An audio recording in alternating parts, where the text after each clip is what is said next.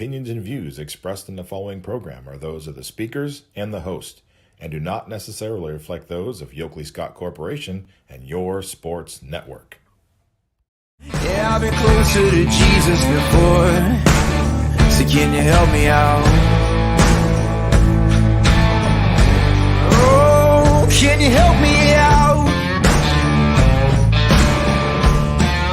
Am I on my own? Am I on my own? But can you help me out? Am I on my own? Am I on my own?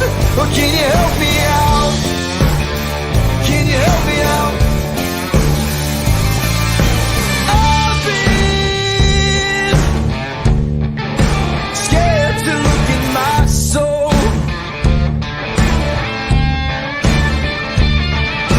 I've been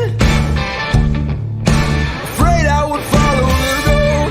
Yeah, afraid of the things I've been told. And hello, everybody. Welcome inside a wonderful episode of Running Point. We're on a Wednesday, and you know what Wednesdays are. Scotty Minter in the seat with me on to my right. Brought to you by our good friends, the logos above our heads, Greenwood Chevrolet in Austintown. They go the extra mile for you. We try to do the same here on this show every single day. Scotty, how we doing today? I'm good. My team's in first place, so I'm good. Careful, Scotty. wanted to It's get June. one shot. It's June. All right. You need to chill a little bit. Okay. All right. You got 3 months of baseball left. It is very 4 true. months, right? Yeah. I'm gonna count June because we're not out, but June, July, August, September. You I'll got all admit that to get through still. That was low-hanging fruit. I took the low-hanging fruit there. You leave it to Cleveland to brag about being in first place less than halfway through the season. So, it's all good. Cleveland fans got to take all they can get. No, they don't. They should just wait until they're good to cheer. Anyway, now that we're done bantering, Scotty, how are you doing today? I'm good. I'm ready to roll today. Feeling very good. Had You're always a ready good to roll. breakfast, so I'm good. Hey, I saw the big fat head of Nick Chubb on Facebook. I gotta tell you, it was it's kind of creepy. I don't know if I have a big face on my wall. What in the world is looking at me? I can see those eyes at night, like, ooh. I have quite a few of them now. I have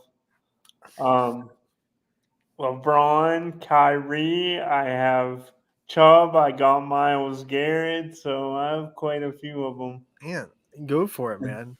And I have it back in my parents' house. I have Iman Shumpert, who used to play for the Cavaliers, and I like that. You know why I like that? You know why I like that one, Scotty?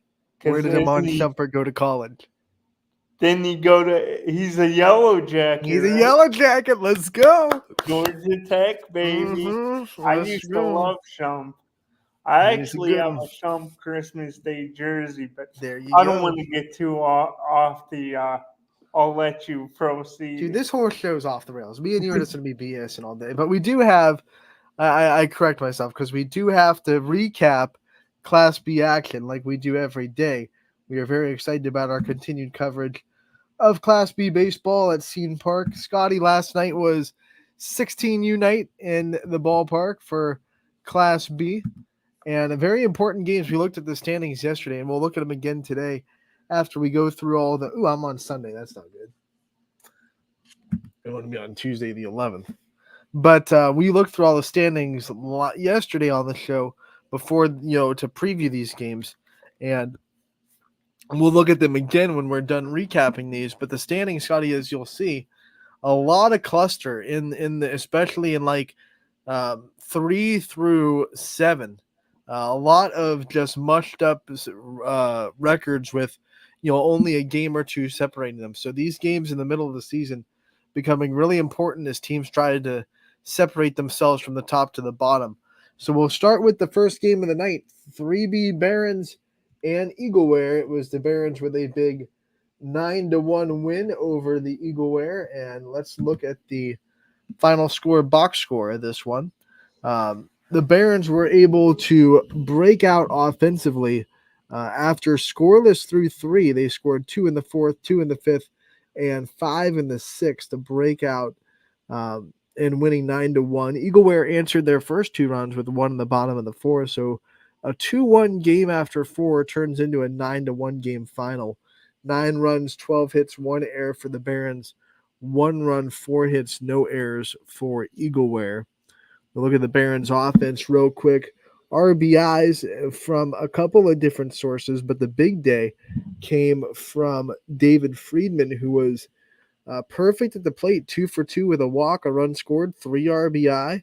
2 RBI day from DJ Graham, who was also perfect, never retired, 1 for 1 with a run scored and 2 RBI. And then a pair of RBI as well from Bowden Hilliard, who went 2 for 4 with 2 RBI. You had an RBI from another perfect day at the plate from Dom Malone. He went 1 for 1 with a run scored. And that rounds up the RBIs for the day for the Barons. Pitching and getting the win was Justice Laird. And that is a great name, Scotty. You know, when you say, I am Justice. Yeah, well, you can't get a much better name than that. In 4 innings pitched, and you can't get much better pitching. No earned runs, just gave up 3 hits, 5 strikeouts. A big day for him on the mound, and a big day for the Barons, getting that 9-1 win. Once again, Scotty, like I said, a offensive eruption late after a very slow start to this game where pitching was doing well. And the fact you see the start for Eagleware, the unfortunate loss given to Chase Hitchcock's, who went 4 innings, only gave up 2 earned runs, 4 hits, struck out 3, but he had to use 96 pitches to get through 4. So, you know, the Barons were really working his count, and then they got into the Eagleware bullpen, and they took advantage of it. Scotty, we watch baseball a lot. We're both baseball fans in the MLB and college, even high school, and here in Class B. It doesn't matter if you can work your way past the starter and get to the bullpen, especially if you get to it early, you can really up your odds of winning. For sure.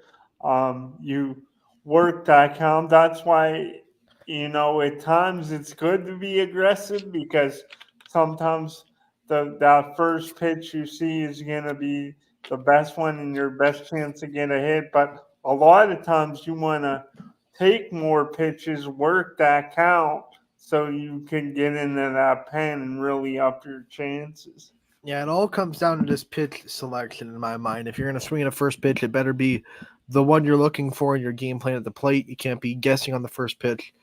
And then, like you said, working the count the rest of the way and just trying to be a smart hitter with a game plan. That's what makes good hitters good.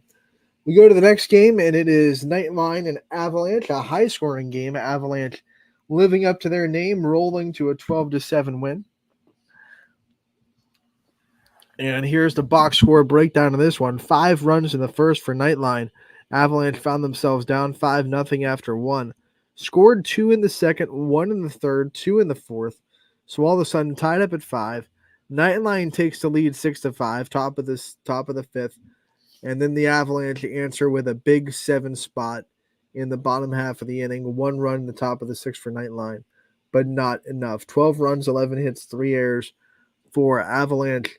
7 runs, 7 hits, and a hard to handle 4 errors on the day for Nightline.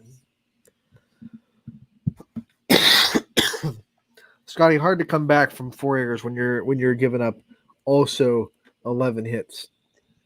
Yeah, a lot of base runners.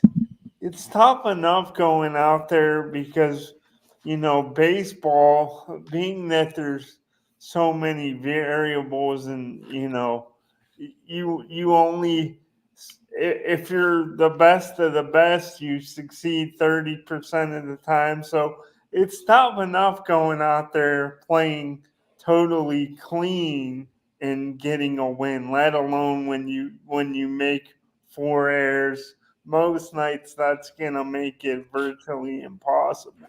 I know the old cliche when talking about baseball and softball is it's a game of failure, but I like to instead say it's a game of opportunity because you're going to get a lot of opportunities. You're not going to succeed every time. You're not going to get a positive result every time. But what I love about baseball and softball is you're going to get an opportunity in a couple of innings. You're going to get another at bat. You're going to get another day. It's the next day. So failure for me, failure is kind of negative to say it's a game of failure. I like to say game of opportunities when I'm coaching, because I want to get my players in a positive mindset and I want to get them to, have good self-talk. So I don't want to say words like failure. So I like to say game of opportunities because why we do want them to understand that like you're not going to succeed 100% of the time and you have to be okay with that. You also want them to know like you're going to have a lot of opportunities to come back from when you don't succeed.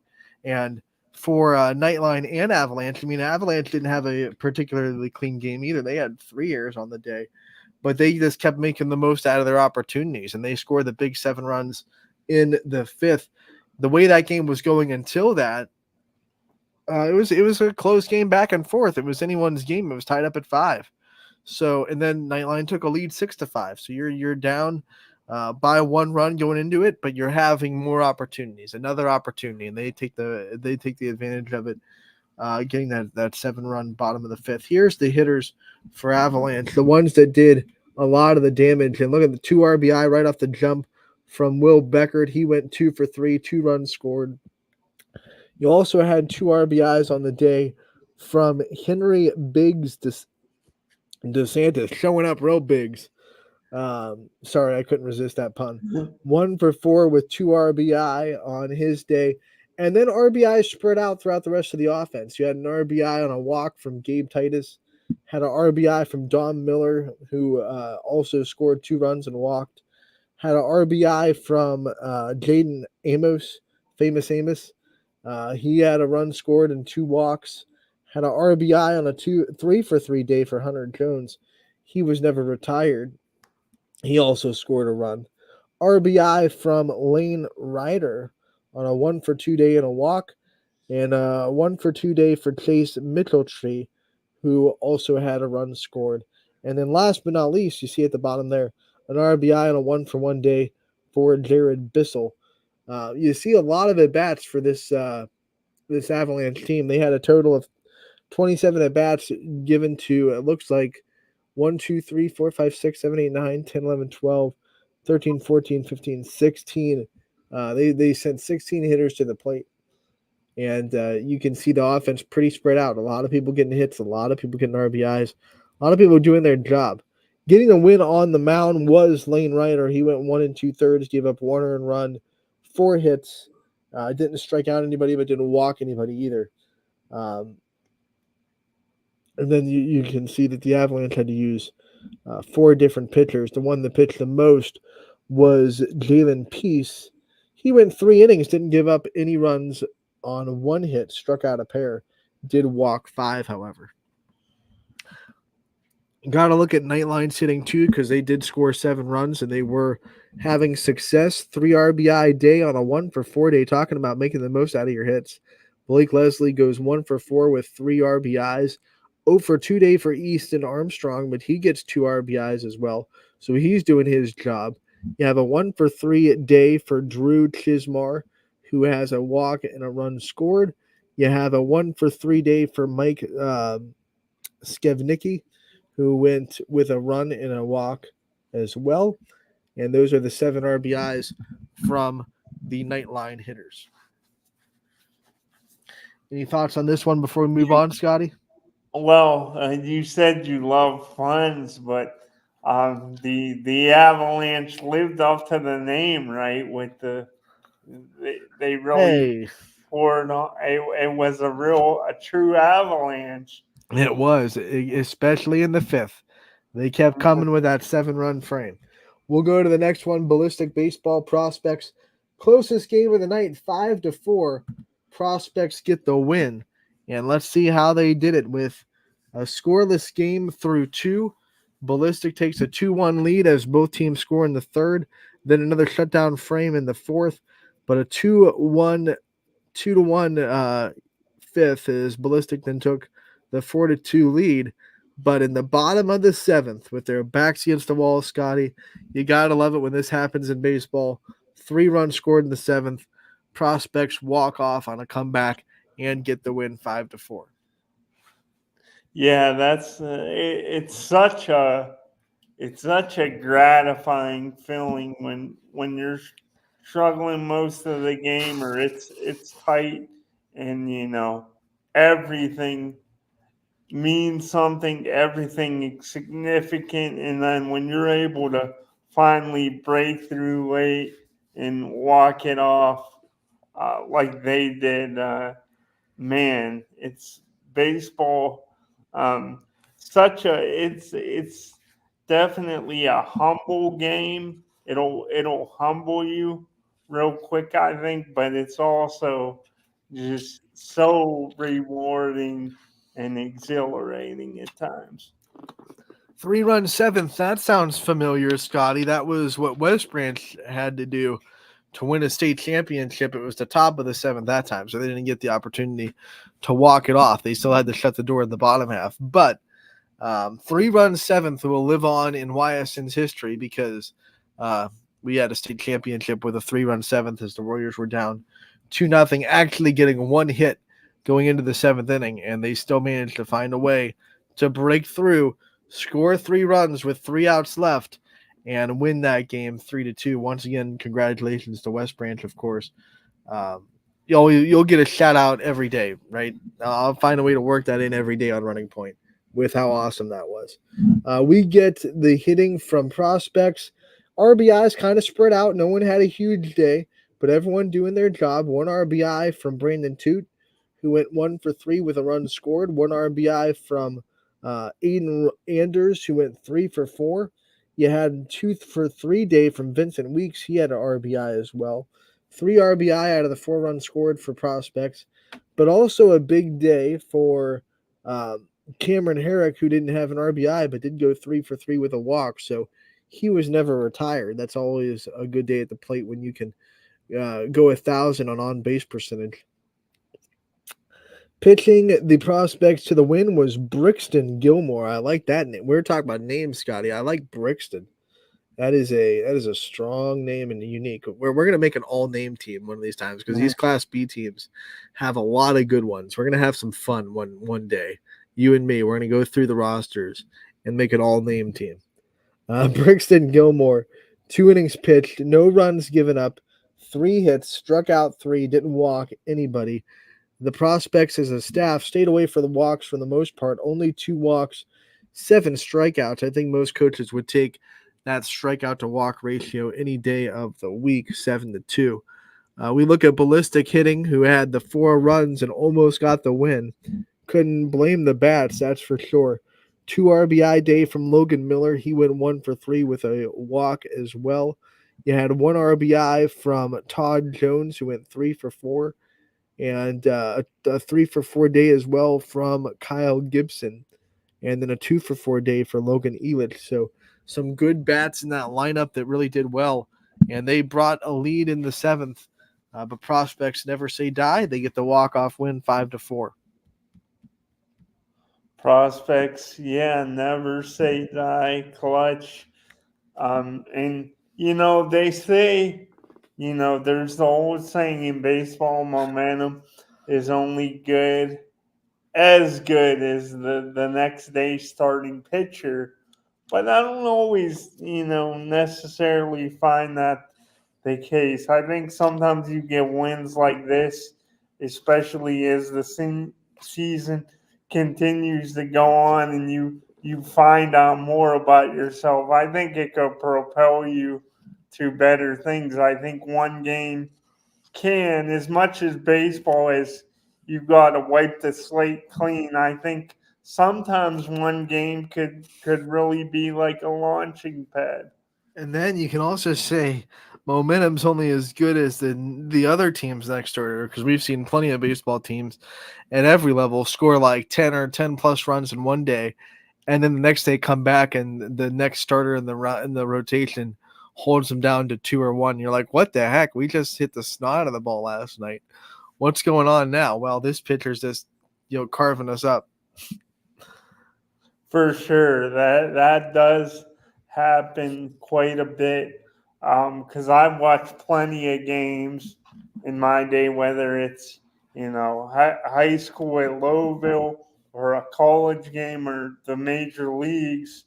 And my team I'm rooting for scores a ton of runs, and then the next night the bats are silent, and I'm like, I wish we could have like saved some of those Save some runs. I love when carrying baseball them. fans say that.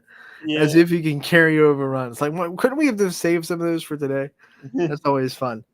I'm yeah, hoping the Yankees did not save any runs for today because they scored a lot yesterday against my team. So hopefully they left all the runs in yesterday. We go into the next game. The rivalry between the Astro Falcons and Creekside has been strong for years in Class B. It always seems like these two are fighting it out in the standings every year. These two get into the tournament's championship, more times than not. And it's another chapter, another good one, a 4-2 win for the Astro Falcons. You see tied after 2 as the Falcons scored 1 in the first. Creekside scored 1 in the second. A very eventful third inning where Creekside scored 1 to take the lead, but the Astro Falcons answered with 2 in the bottom. Falcons answer with 1 more in the fourth and then go on to win 4-2. The way this game ended, though, according to Matt Marr, he reported this. A fly out to the outfield and then a dead throw to home, a 9-2 double play, which is something you don't see a ton in 16U baseball because there's not a lot of 16U kids that have the arm to throw from center to home on the line and make it a good throw right at the plate. But Creekside, I mean, the Astro Falcons do. No shocker. The Astro Falcons have talent. And they get the 9-2 double play to end the game as Creekside tries to score from a tag up on a fly ball to center field. And the Falcons get the win and the exciting way to end it. Here's the Falcons offense. Wasn't a lot of runs scored, but they did get some contributions. Ty McCaskey got a 1-for-2 day with an RBI. You had Jaden Royal, also 1-for-3 with a run scored. He had an RBI. And then an RBI from Rowan Urbach, who was the catcher that made the tag on that final play at the plate to end the game. He was 1-for-3 on the day. The pitching was really good for the Falcons as well. Ben Otis got the start in the win. 5 innings pitched for him. Gave up 2 runs on 5 hits. Struck out 3. And then Bryson Zerwas came in relief. Went 2 innings. Gave up no runs on 1 hit. Struck out a pair. Excuse me. For Creekside, they didn't pitch bad either. We're going to go right to their pitching since I'm already down here. Ben McDonald had a good day, 6 innings pitched, gave up the 3 earned runs, 4 hits, but he struck out 8. And this Astro Falcons team, hard to strike out. Creekside, as a team, struck out 10 of them. That's not something we see too often from this Astro Falcons lineup. Yeah, I mean, when in Creekside, right in this game, you strike out 10 Astro Falcons. I mean, you're gonna be right there.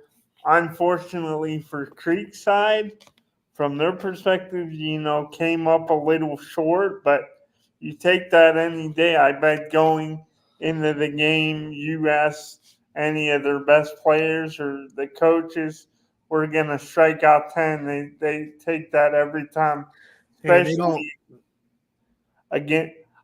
I'm sorry. I was just gonna say, especially against a team as potent as the Astro Falcons. Yeah, and the other thing is, if you tell that coaching staff and that pitching staff, hey, you're going to strike out 10 of these guys, they're going to say, okay, we have a chance to win. And they did. They were close. They were in this game. It was a baseball game that really could have gone either way. And I think Creekside will take from this and, say, okay, it's a mid-season loss. They're about right at the halfway point for 16U. I think we have up until the first couple of days of July for the regular season of Class B to be over, so 3 more weeks. So they're right at the midway point. They said, okay, a mid-season loss to the Astro Falcons where we competed. We were right there. We could have gone either way. That's baseball. It didn't bounce our way this time, but they'll be able to take this and take a lot from it if they when they see the Falcons again, and if they see them in the playoffs as well, they'll be able to say, "Hey, we know what to do. Our game plan worked. We know how to attack these hitters. Let's go do it again. Give ourselves a chance to win." For sure. And that's all you want at the end of the day. I mean, it sounds kind of corny, and obviously everybody wants the ultimate thing. You want to win, but I think any game you just want that chance. You want that opportunity. You don't want to feel like you're overwhelmed or going up against an opponent that makes you just feel like it's like we're never gonna do this. If you could hang in there, keep it close, and keep grinding away, anything could happen, especially in baseball where there's just, so many variables. Yeah, definitely for sure. In the Creekside offense, Blake Burchell went 1 for 2 with an RBI and a walk, and they also had an RBI on a 2 for 3 day from Freddie Zettner, who did go that 2 for 3 with the RBI. So, some success from the lineup, not enough for Creekside to get the win. 4-2 Astro Falcons get the dub on Tuesday for 16U. We got one more game to go over, Scotty. Fifth of the night. It was the nightcap on scene 3, I believe. And it is the Athletics taking down A-Z Athletics. 7-2. The Battle of the Athletics, the one with the X, came out on top. The X Factor, I guess you could say, right? Oh, X Factor. that's a Oh, pun. another That's a good one. pun. I wish I would have used that in the story. Dang. You One know, run. I was just gonna say real quick, and it's something like I don't think about much, but like you've kind of ignited that fire again in me. It's like puns are so much fun. Yeah, it's pun. It's really pun to make some puns. Yeah. If you don't go over the top with it, but we try not to. We try not to get too overly excited with the puns. We try to make it good old fashioned fun. Athletics get one run in the first to take the 1-0 lead. It stays that way for the first 3 innings, 1-0, and then tie game in the bottom of the fourth as the A-Z Athletics score a run in the bottom frame. But like a lot of teams last night, Scotty, Athletics answer with the next half inning. They score one. A-Z answers with one more, so it's 2-2. But then the Athletics, with the late burst, do way more than enough to get the win. 4 runs in the 6th, 1 run in the 7th, 7 runs total on 8 hits, 2 errors.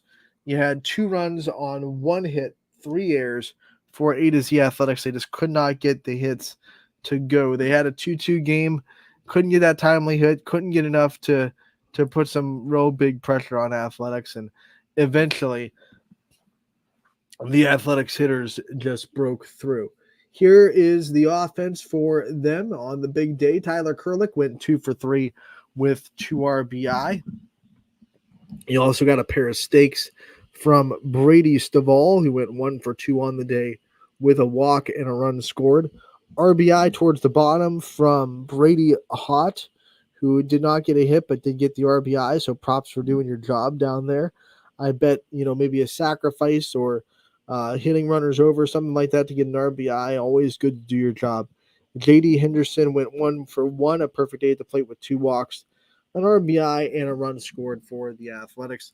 But we also have to talk about their pitching. It was a one-hitter on the day for the pitching staff, and the win goes to Colin Resitar. We know him pretty well.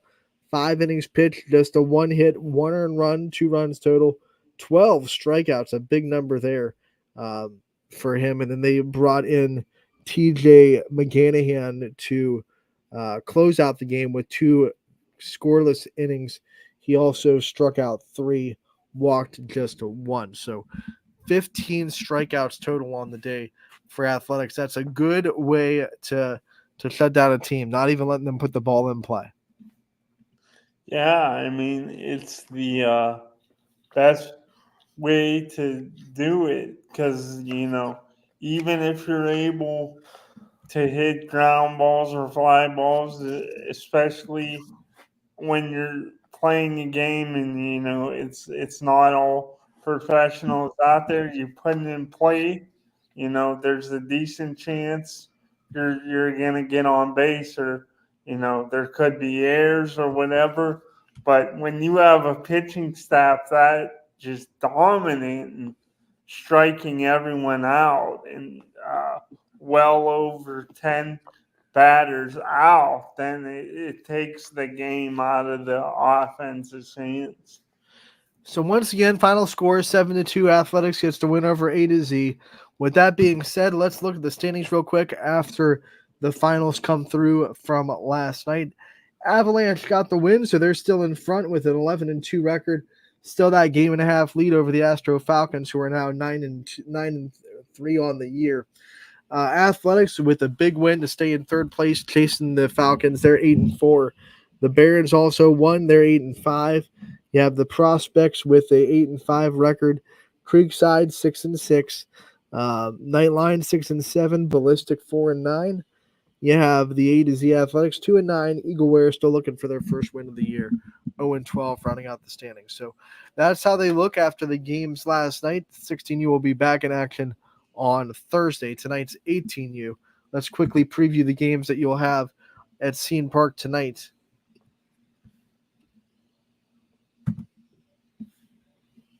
So here's the lineup for tonight's games at 5:30 on Scene 1. You have Ballistic against Eagleware. On Scene 2 at 5:30, this is 18U, by the way, Dura Edge and 3B Barons doing some battle. Also at 5:30 on Scene 3, you have Prospects and Creekside.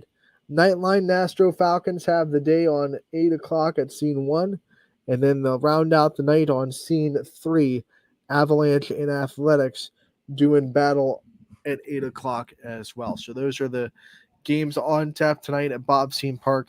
18U is the day for the 12th. 16U back in action tomorrow. Friday 18U, and then we get real busy on the weekend. As always, Saturday and Sunday will be featuring both age divisions. So a busy Saturday and Sunday at Bob Scene Park, as always. You got to love baseball. Every day we got some action, and you can find it all on ysnlive.com. Me and Scotty are going to take a quick break. When we come back, we're going to do the most dangerous thing in the online streaming. We're going to see what's on Scotty's mind today. Don't go anywhere. This is Running Point, brought to you by Greenwood Chevrolet in Austintown. 21 News delivers the news as it happens, using the latest technology from where it happens. Live here outside the Mahoney County. On air, online, Wednesday afternoon weather update. Very dangerous. and on the 21 News social media platforms. I'm on the road right now. 21 News, the Valley's only locally owned source for trusted news since 1953. Craftsmanship to us is 60 years of pride and dedication. Passed down from generation to generation. The hardwood floors that your kids take their first steps on. The solid wood doors you quietly close at night. The things we create day in and day out are the products that end up turning your house into a home. At Baird Brothers Fine Hardwoods, uncompromising quality and craftsmanship built our business. And it will keep us moving forward for generations to come. Going the extra mile at Greenwood Chevrolet means we want to take care of the community that takes care of us too. And we have to work together always. And that's how you stay in business for 40 years. You know, I love being a helper because when I help somebody, it makes me feel good. It means a lot that I can make a difference in others' lives. So I will do everything I can and just being there for them every step of the way. I want them to know within the first 5 minutes that they could depend on me. That's what going the extra mile means, only at Greenwood Chevrolet. Before the lights come on, before the workday begins, before a long day is ended, or it's time to have fun. It all starts with the people at Joe Dickey Electric. From replacing a light fixture in your home to building a substation for your business, no job is too big or too small. The people of Joe Dickey Electric power them all. Joe Dickey Electric, over 60 years of powering the Mahoning Valley. Welcome back to Running Point on ysnlive.com, brought to you by that logo atop our heads, Greenwood Chevrolet in Austin Town. I bet they love Wednesdays because that's when their logo gets the biggest.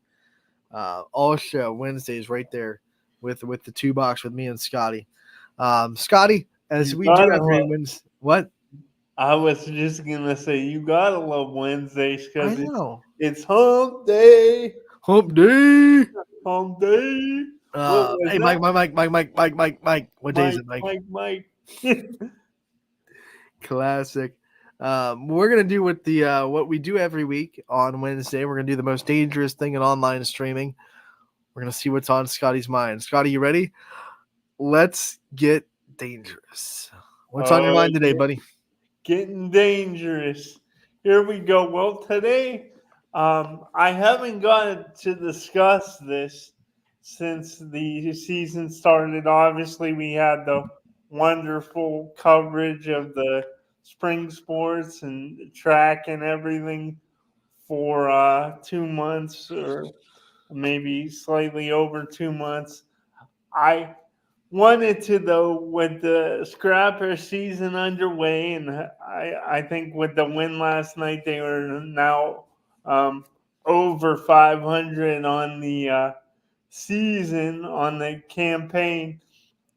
And I just wanted to know for you, Anthony, because I don't think I ever really talked to you about it, but do you have, like, in your time, do you have like a favorite memory of the scrappers, or a couple of maybe your favorite memories? And then the second part of that, what are your early takeaways so far from the scrappers early in the season, and what's your opinion of McCracken as the manager? All right. So first question, I don't think my answer is not going to be as fun as others because I know people have these fond memories of going to watch, Indians players in the past that were hurt that would come down and be in the Mahoning Valley Scrappers for their rehab assignment. And they get to see him, and oh wow, how cool was it to see, CC Sabathia or the players that they ended up really idolizing in Cleveland as an Indian for the Indians / Guardians now, but Indians back then when they were affiliated with the Scrappers. Oh, how cool it was to go see these players that we get to watch and idolize on TV or watch once in a season or twice in a season at Progressive. But now we get to see them really close up in Niles. It's a much more personal atmosphere in East Woodfield, and I think that brought a lot of really good memories to a lot of Cleveland fans. But as people know, I'm not a Cleveland fan. Like I'm not an Indians fan. I'm not a Guardians fan. I'm a Royals fan. So it was never like I never had that connection with the team where I was going to watch these players that I thought would be, in the majors going up.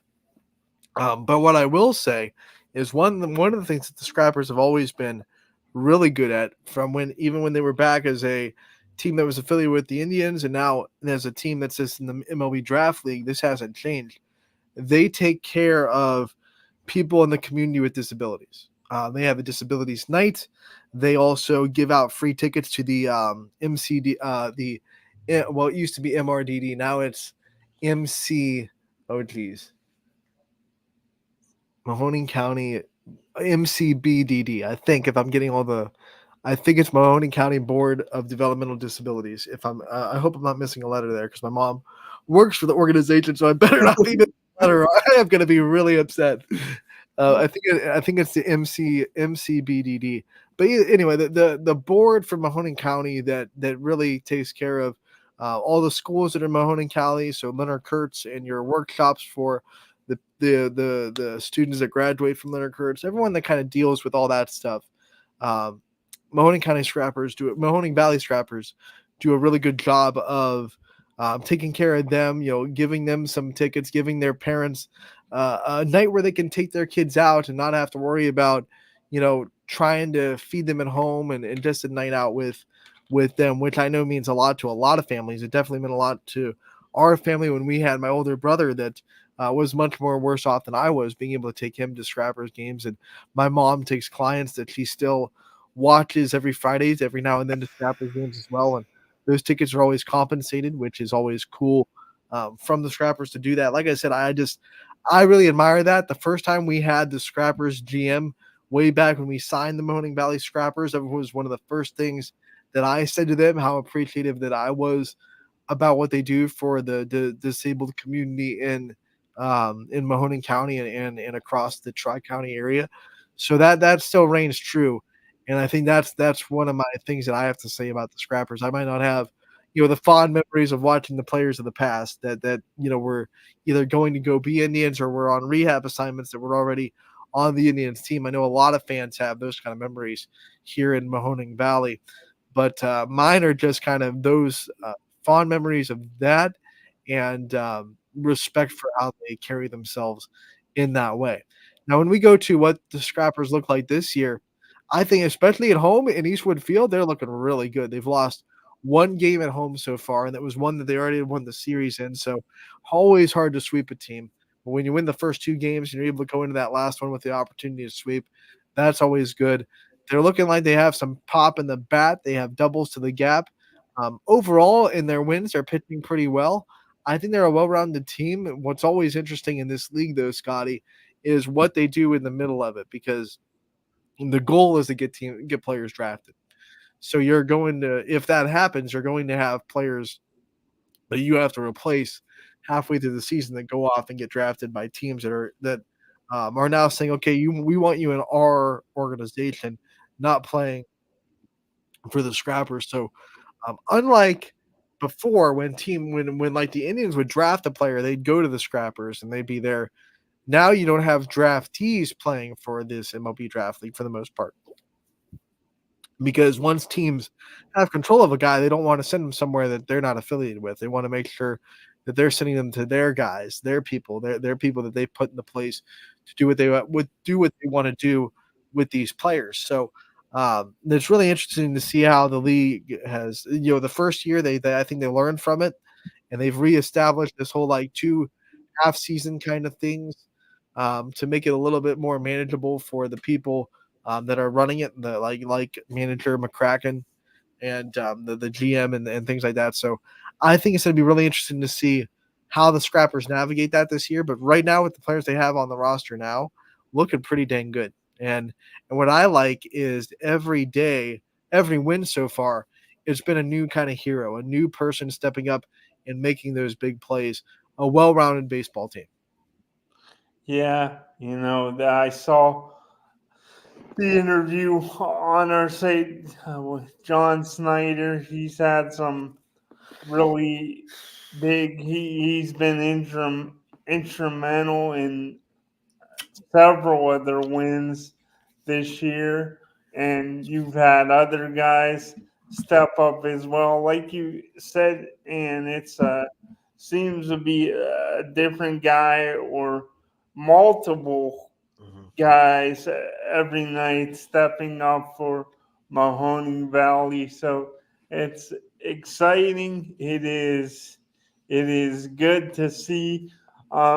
You brought up something interesting about just how the way they do it now, and it's different, and how if a team isn't affiliated with a major league club, like they don't want to really send them down there. They don't want them playing there. Like they want that guy playing for that organization. Did you ever feel, Anthony, because there was rumblings quite a ways back before we got the Scrappers? I did hear some rumblings about like the possibility of the Scrappers being done with. Is that something you were ever really nervous about, or do you think it was like stuff that was overblown? There was definitely, I think, a big chance of it when they kind of had that purging of a lot of major league teams, when the Major League Baseball kind of made this transition where now there's not nearly as many minor league teams anymore. A lot of them have been cut, and I think only the teams in the draft league are the ones that survive that big purge. So there was definitely worries. I think everyone in any minor league market was kind of sitting on pins and needles. And I remember, Running Point. We there was like 2 months where we didn't know if the Scrappers were going to be a thing or not. We were hoping, and we didn't want to lose the Scrappers because we were one of the most profitable minor league teams at this level in the whole country. I mean, the people in Mahoning Valley really loved their baseball and were going and were buying the seats, and it was profitable. So we thought we had a good chance, but you just never know. Rob Manfred doesn't always make the most logical, sane decisions. We all know that as baseball fans. So we were kind of on pins and needles, waiting for what he can do. But now with this league, I think the Scrappers' future is pretty much good to go. I don't think there's any more worries of that, but there definitely were back when this whole transition was happening, for sure. Yeah, that's what I remember thinking it was pretty serious, because I remember that time and I think that was a little before I started joining you on Running Point. But yeah, I'm just happy it is where it is now, and everything kind of worked out. You know, it kind of fell into place, and now they seem to be in a good spot. It looks like they could have, there could be stability, and everybody's on the same page. You mentioned they just seem, for years, because I told you how I worked with the Scrappers, and it was well before I joined the team at YSN, and just so many great people in that organization. And I know you talked about their work with people with disabilities, and they worked with the Rich Center, I think it is, for autism. They worked with them for years, and now they got the sensory suite for people with Yes. autism. So it's really is great stuff, and I was happy that with the home opener, I think it was last weekend when they were home, that they were able to kind of showcase that, and it gives people that typically, wouldn't go out to the ballpark. It's another way to get fans into the game of baseball and into the game. So I was really happy to see that as well. Yeah, you go to these ballparks. I just went to Progressive Field last week, and you go to some of these big places. It could be a ballpark, it could be a big museum, whatever it may be. Not everywhere really thinks about the ADA stuff, and maybe across the checklist where we're ADA compliant, but there's not a lot of places that really take the time to put it in their perspective and think, okay, what would a guy in a wheelchair have to do to get into this spot or this bathroom or this door, whatever it may be. But the Scrappers, like if you go there, they go above and beyond. They have a sensory suite. They make sure they're taking care of the people in that community that have those needs. So that's always appreciated. And like I said, that's not the case with all the sports parks or big I don't want to big crowd attractions throughout the country that aren't always the ones that have that thought in mind. So Scrappers definitely do. We appreciate that. I know, Scott. No, I'm speaking for you too, Scotty. We appreciate that. Yeah, for sure. Because, like you said a moment ago, it's not like most places aren't going to totally neglect, but it's kind of, they'll check the box. yeah, it's like they just kind of do the bare minimum. So it's just so great to see the Scrappers, go above and beyond.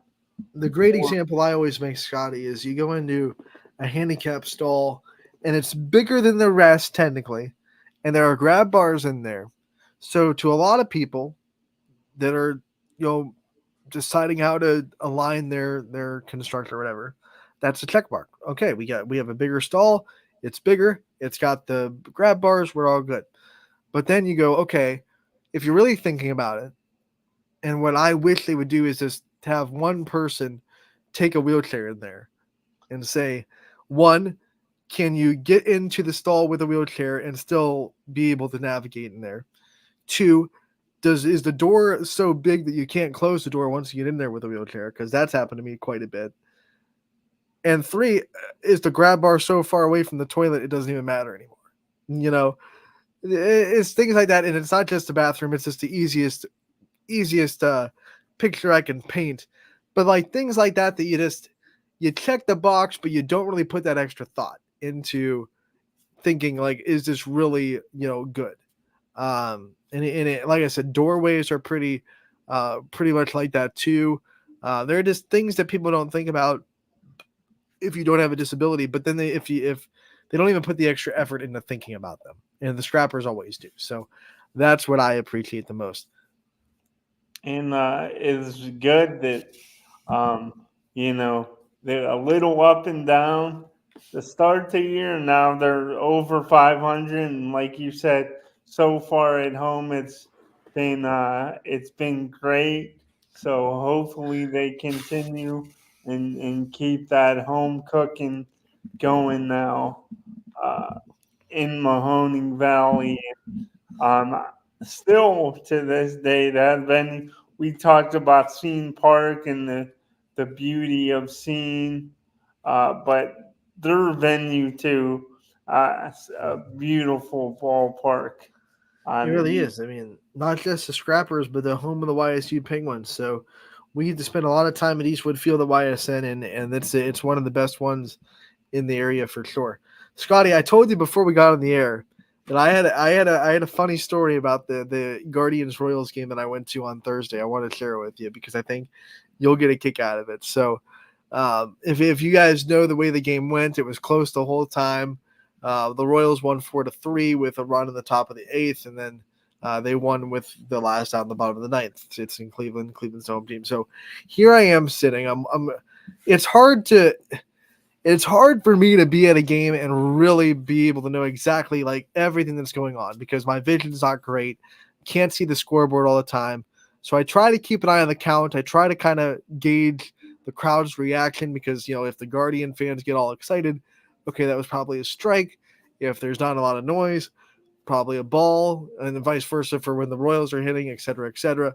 So if a ball gets hit, I can't really see where it goes, but I just use the crowd, gauge it. But you got to really be locked in all the time, right? Because you got to be able to really be paying attention to see what's going on, especially when you're a visiting fan and you have vision impairment, as I like to say it.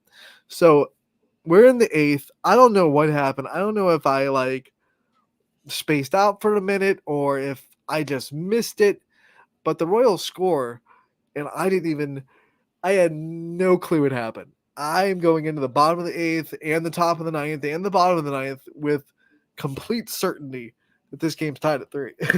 So I'm thinking we're tied, bottom of the 9th. Okay, Jose Ramirez comes up, and I'm like, oh, because in my mind, if he hits a home run, that's it. It's a walk-off, we lose. So I'm like, 2 outs, Jose's up. I'm like, oh my God, oh my God, oh my God, oh my God.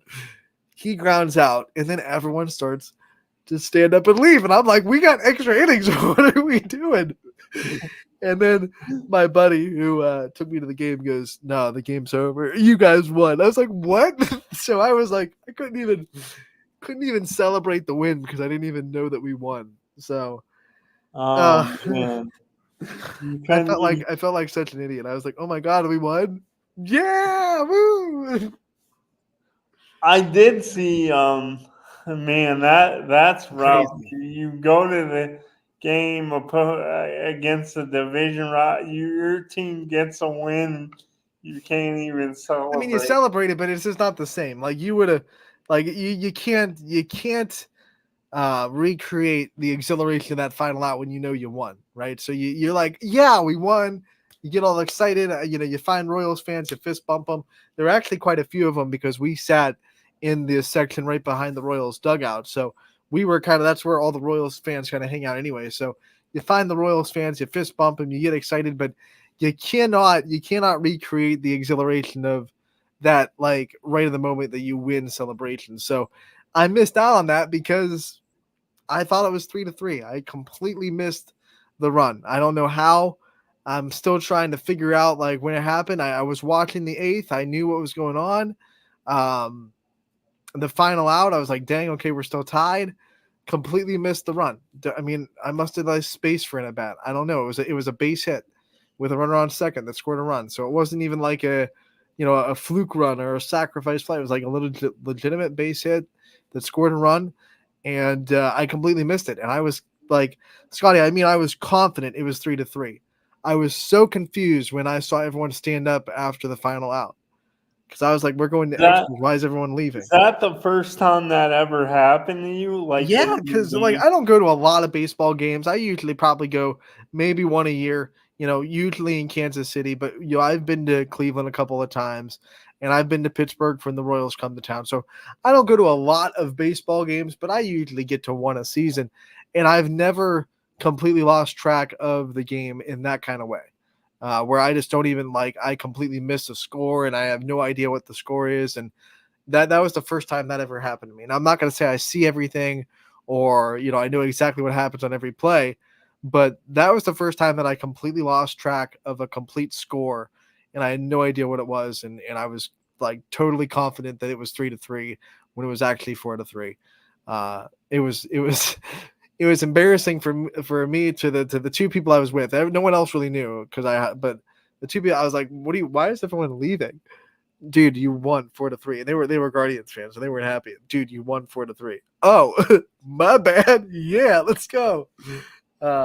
Craziness. See, I'm so much of a fanatic. There's been times where I've gone to a game, whether it be, it hasn't really happened since they changed the name to the Guardians, but like it could have been Indians, Browns.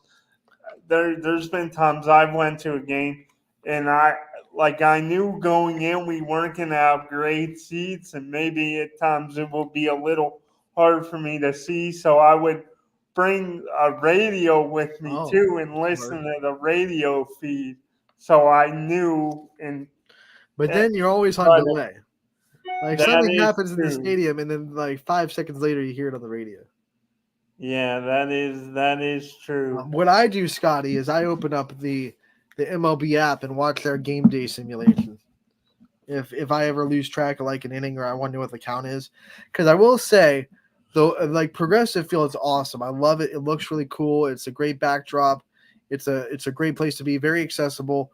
I like that you can walk pretty much the whole park. But in the handicap section, because Progressive is more of a steep, incline, like Kauffman Stadium is more of a bowl. So it's less steep and you can put platforms in there. So you're kind of out in the crowd for your handicap section, where Progressive is more steep and you're kind of on top of the section and over the overhang. So you're not really in the crowd. You're just on top of the crowd, if that makes sense. So in Progressive Field, when you're sitting in the handicap section, because you have the big overhang over you, there's not a great way to see like the balls and strikes and runs like scoreboard across the. I usually rely on the scoreboard that's on the back of the stadium, like not the big video board, even though it's huge. I can never see the balls and strikes there, so I usually rely on the ones that are closest to me, that are on the I don't know what the skinny ones that go across the back of the stadium or whatever. I usually try to find the closest one for me there and just rely on that. But with the handicap section at Progressive, like you don't see hardly any of that scoreboard at all. So I couldn't find any balls, strikes, outs, runs. So I was going by the seat of my pants. And like I said, I completely lost track of the runs. Well, I mean, I did, on a bright note, Anthony, I did see one of your memories that I saw on Facebook when you got to meet Royals legend Eric Hosmer. That was so cool. That was so cool. And I found out some stuff that I didn't know. Like When the Royals or any MLB player, or I believe this is across the professional leagues, when they're out on a promotional meet and greet like that, they're not allowed to wear the team's like logo, because they're not on a team organization event. So like if they went to like Royals Fan Fest, they could wear Royal stuff. But because it was just something that like he was promoting at I think it was a steak, it was like a Kansas City steakhouse or whatever. It was a promotion. He's not allowed to wear Royal stuff at all. So he had like his own little branded shirt on, which was kind of like, it was awesome meeting Eric Hosmer, but like if you're nitpicking, and it was like, oh man, I wanted to see, I wanted a picture with him in the Royals stuff, so people would know it's a Royals player if they didn't know him by his face. That's like being petty. I'm not petty. I'm not that petty. I'm really cool. We met Eric Hosmer. That was awesome.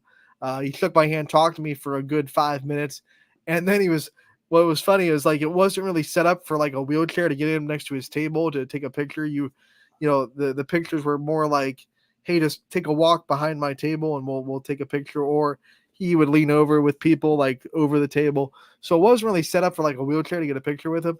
So he got up and he like slid the table and then grabbed the wheelchair, and then like he did all that. So that was really cool, because that's something that you don't have to do. You could just try to makeshift it and say, hey, let's take a picture with me way behind you, and you just turn around in front of the table. But he wasn't like that. I mean, he like stood up, he slid the table over, and then he like grabbed the chair and pulled it. So he made the effort to make sure the picture was him and me next to each other, which I thought was really cool, because that wasn't something he had to do, and he had a lot of autographs to sign that day.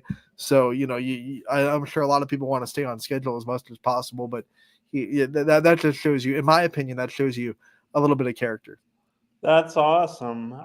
I didn't think about the whole, like, because it wasn't an MLB event. Right. Like, me neither. Like when I got up to the table, it actually wasn't a huge event. It was kind of under the radar. We went there. I thought it was going to be packed. I was like, Mom, let's just go there at like 6 a.m. The gates opened at 9, and the lines, I was like, let's get there at 6 because there's going to be a lot of people there. But then you got there and it was like, the line. I mean, I'm not saying there was no one there, but it wasn't like a massive event. It was kind of low key, maybe 350, 400 people in line. So it took, the line opened at 9. I think me and Mom were out of there because you meet them and then they make you go through the steak shop because they want you to buy stuff.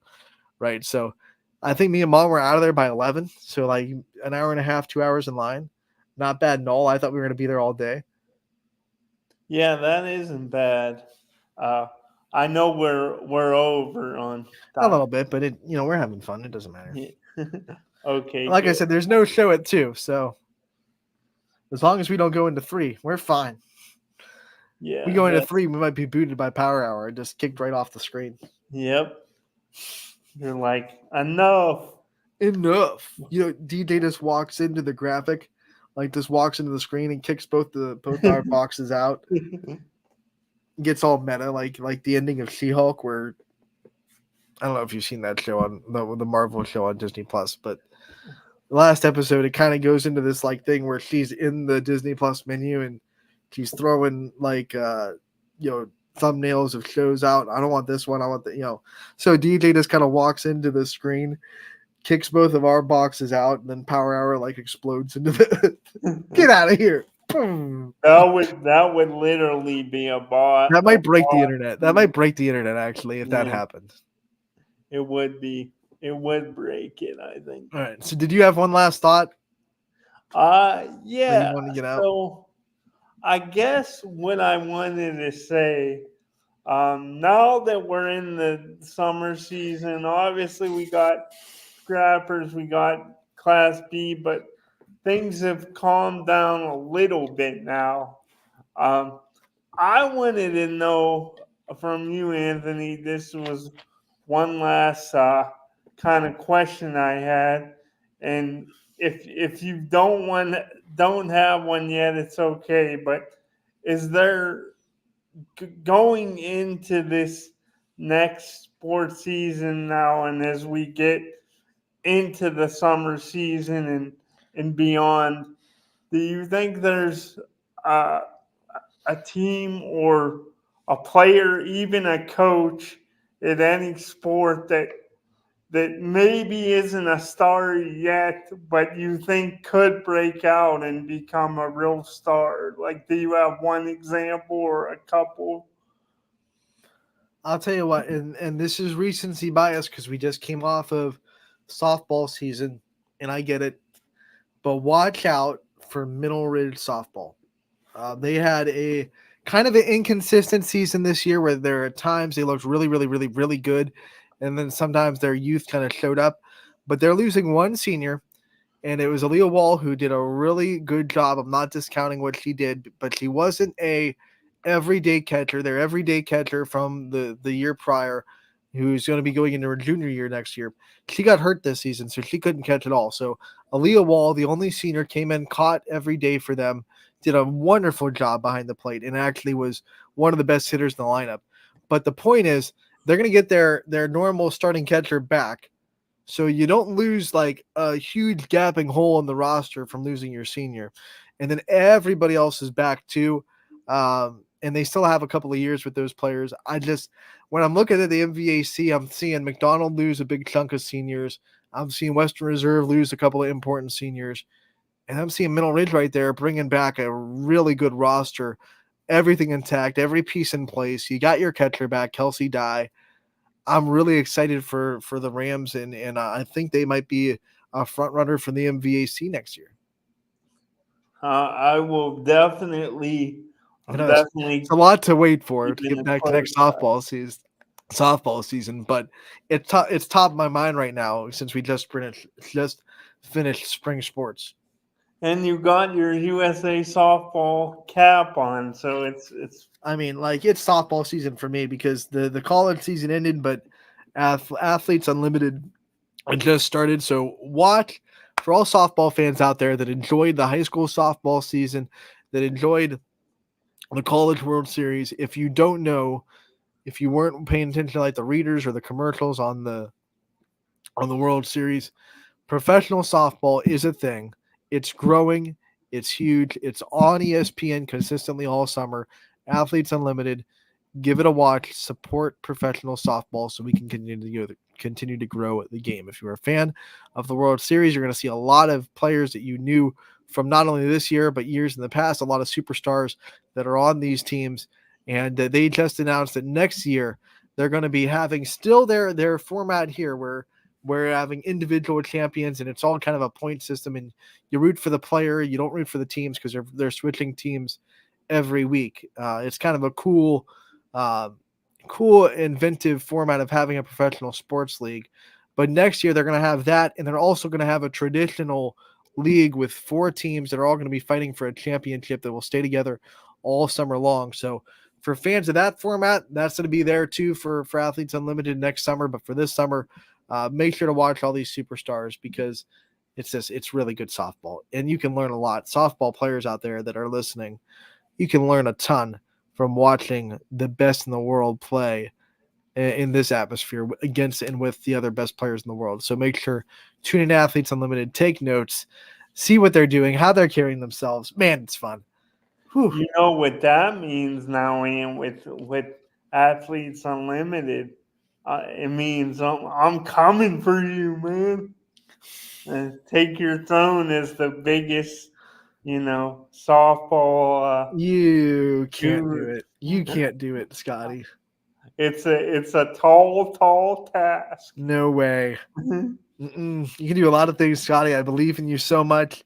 A lot of things you can do, but you can't take the mantle of biggest softball fan on YSN. You're giving me that Matumbo finger. You're like, no. No. My house. Get out of here with that. I mean, it's softball central. See all the softballs on the wall, softballs on my desk. It's softball posters.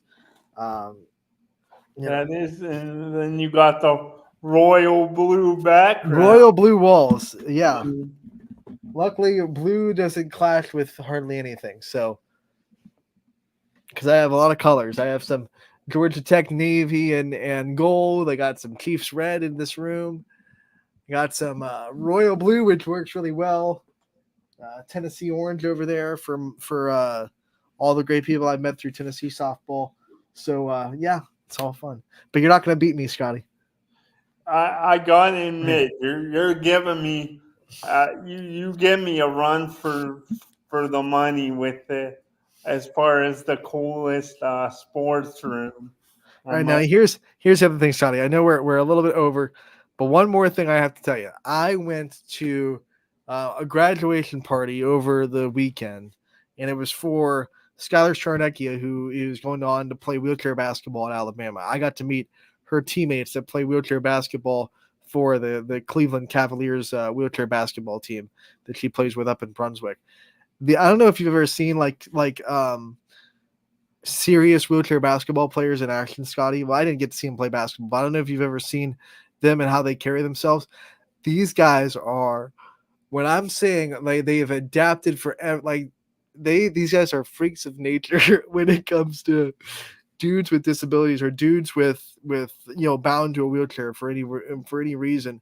I saw this. There's like two little steps to get out of the front of the building, right? There's a back entrance with a ramp that you can use, but these guys are like, I don't want to use the ramp. They went to the end of the step, and in like a 4-second move, Scotty, they got out of their chair, they squatted on the ground, they picked up their chair, swung it over their body, hit it on the bottom of the stairs, then got back into the chair and rolled away. And it happened so quick. And I was gobsmacked. I was like, oh. Jaw dropped to the floor. I would kill to be able to do that. Like I thought I had a strong upper body. This guy just this guy's like, hold my beer. I wish I wanted to be like, hey, come do that again so I could videotape it because I gotta see that again. It was the coolest thing I've ever seen in my life. That's crazy. Now, and like granted, like he didn't have our wheelchair. Our wheelchair is like heavy. Like you're not gonna swing yours or mine over your head like that. He had a lightweight wheelchair, but the smoothness and the just I was like, oh. And it's not like he stood while he did, like he couldn't use his legs that well. So he was it had to be a really quick, like 3 or 4 second motion where he was squatting on the stair and then just swung it over and then just dumped in the chair real quick. Did they have those chairs with like the wheels? They used those, but that wasn't his everyday chair. So he just had a normal wheelchair, but it was one of those ones like you can tell it was kind of lightweight. It was built for manual usage. It wasn't heavy. It wasn't luxurious. It was just built for more mobility than luxury like yours or mine. Like I'll say it. I have to have the nice leather seats and the cushions and the power, and you got to have the joystick. But this guy had like the bare minimum, like super light, super mobile. They go on like 10-mile wheels down like bike paths. I don't know if I can go 10 miles in a power chair. Yeah, that is wild, man. I did see several years ago, I went to a Cavs game and the halftime entertainment was the wheelchair Cavaliers. Yeah, this is what Skylar plays for. Yeah. That same organization. And it like their arms were like, it's ridiculous. Like, it is absurd. These guys were jacked. I'm not like bodybuilder jacked where it's like, ooh, something's wrong with you, but like lean and jacked. And I'm like, oh my word. They're like, hey, you should come to practice with us. I was like, no way. No way.